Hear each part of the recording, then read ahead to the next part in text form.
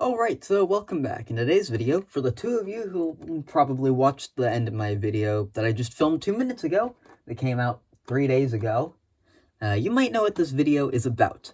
I have bought a locomotive for $5, and it's not what you'd be expecting. It is a Bachmann Trackster, which is quite the interesting model.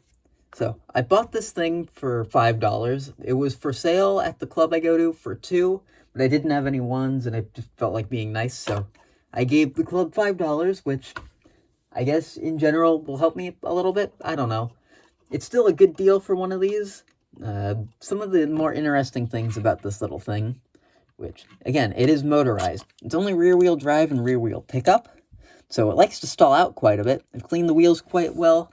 It took me probably just 10 minutes to get this thing running to the state it is. It's not perfect just because of the electrical pickup and the old motor, but it is fine. There are a few little things I have had to do that are not the greatest that I eventually want to change.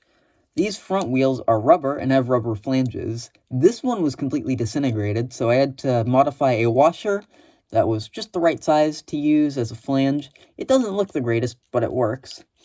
I also used to have a high rail bus that doesn't have a motor, and the wheels on the front of this, they're plastic, despite how they look, and they were broken, so I wanted to replace the just front wheel axle with the axle from the bus, but then the whole actual high rail assembly broke, so I had to reuse this one, so it doesn't really roll on the tracks, but it looks perfectly fine. I've also actually upgraded the light, because the one that was in here was terrible, and I've cleaned off the whole model. There were some stickers that said Trackster on the side here, but I removed them because they were off-center and they looked terrible, and it honestly looks better without them. So, just after this little short introduction, I don't think there's anything more I need to say about this. Aside from another little defect I forgot about, there's just a little crack in this arch here. It's so small you might not even be able to see it unless I bring it closer. There, you should be able to see it. But yeah, it's a pretty cool little van, and unlike my other high rails, I believe this is actually HO scale. I'm going to, before we test it, pull out a Hot Wheels van that I have, which I know those aren't perfectly to scale either, but it'll be a good sense of comparison. So now you might be able to tell that this is slightly more vehicles than just one van, and this van isn't even perfectly accurate. I used to have another one that was basically identical to this, but in Hot Wheels form, but I just couldn't find it for whatever reason, so this will have to do for our comparison. So, in front of this, I have a few NASCAR die-casts. This one is a 1/87th scale, which I use on my bigger layout once I have it set up. I'm planning on fully redoing that, so it hasn't been in a video in a long while. And this is, again, similar to Hot Wheels size, it's 1/64 scale.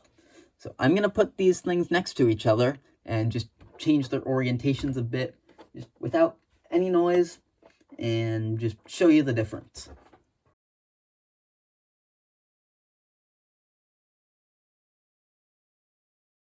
So now, as you can probably see, yeah, this is just about 1/87 scale.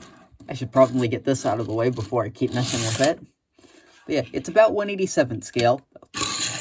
Shove those aside too. And yeah, I think it's actually pretty in scale. The high rail I have is actually larger than the comparable Hot Wheels or Matchbox vehicle. I've checked at it in the future. The high rail pickup, for those who are wondering, that I got, I want to say, over 2 years ago at this point. So yeah, this is the little van, and I'm very much a fan of it. So I'd like to go show you how it runs and get some clips of this thing running around my sort of layout.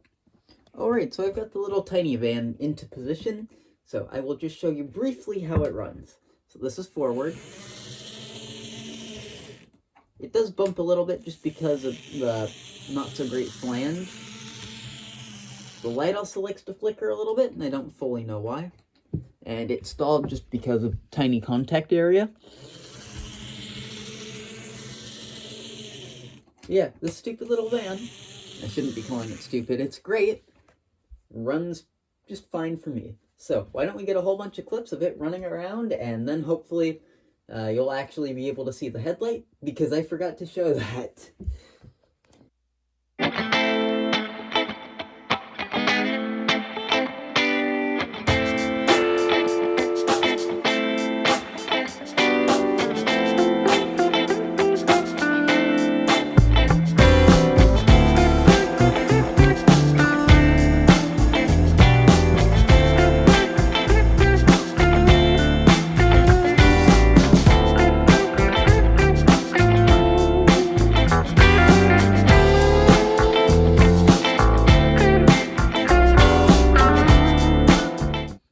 so I can't shoot very many clips of this or get much running time at all with it, just because this layout is just a little bit boring. There's nothing much to it.